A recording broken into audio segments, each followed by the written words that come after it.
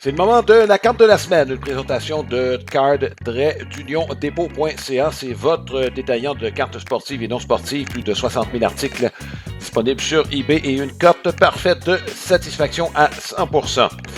Notre carte aujourd'hui, on va parler un peu de football. Tom Brady, choix de 18e ronde des Expos de Montréal en 1995 de la série Bowman Chrome Draft 2023. La carte numéro 95B, c'est un choix de Alex Martel-Levac, qui est stagiaire en marketing chez Sylvain Autoville et qui va contribuer à la production du balado au cours des prochaines semaines. La carte de Brady fait partie d'un ensemble de 200 cartes. On aperçoit évidemment l'ancien quart vedette, principalement des Patriots, aussi des Buccaneers de Tampa Bay. Oui, les Expos l'avaient repêché en 95. Il s'agit d'un montage. On avait placé évidemment le visage de Tom Brady sur le corps de qui? Darren Fletcher, semble-t-il. Et on lui a collé le numéro 12. Ça m'amène, Marc, à une petite question. Qui a été le dernier Expo à porter le numéro 12? Si tu trouves la réponse, je te lève mon chapeau. Il y en a deux qui ont porté le 12 au cours de la dernière année. OK. J'avais Will Cordero là, qui l'a porté peut-être un peu plus longtemps. Exact. C'est un des deux qui l'ont porté pendant une longue période. Je donnerai l'autre tantôt. Donc, il y en a deux. C'est deux joueurs d'utilité qui ne l'ont porté que la dernière année. Le vétéran Andy Fox. OK.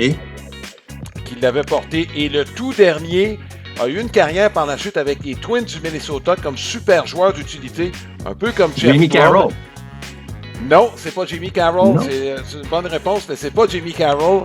Brandon Harris. Ah oui. Qui avait été acquis en cours de saison des Cubs de Chicago dans cette transaction à 4 équipes. Orlando Cabrera qui avait quitté. On avait reçu Alex Gonzalez en retour chez les Expos pour terminer la saison. Et parmi les numéros 12 les plus, je dirais, les plus connus, il y a eu Will Cordero. Et l'autre, c'était un héros des premières heures des Expos qui a été rendu célèbre par Claude Bouton. John Boccabella, numéro 12. Et quant à Tom Brady, visiblement, il a fait de bons choix en jouer au football. Lui qui était originaire de la Californie. Je ne sais pas si tu as eu l'occasion de le côtoyer, c'était avec les Expos au moment où on l'a même amené avec les Expos pour un exercice au bâton. Ouais, mais tu sais, dans le temps, Tom Brady, c'était... Son père, Tom Brady, n'était pas connu, là, je veux dire. Non, alors, pas connu, on en a vu des jeunes venir frapper, venir serrer des mains, venir lancer dans l'enclos, mais tu sais, je regarde la carte, là, on a pris le corps de Fletcher, puis mais même son visage, là, il est méconnaissable, là, tu sais, fait que...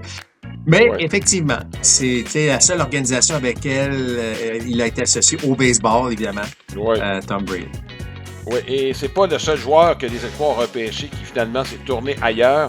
Je pense le nom principal, c'est pas qu'il a joué un autre sport, mais les Expos l'ont repêché des écoles secondaires. On lui a offert 6 000 $.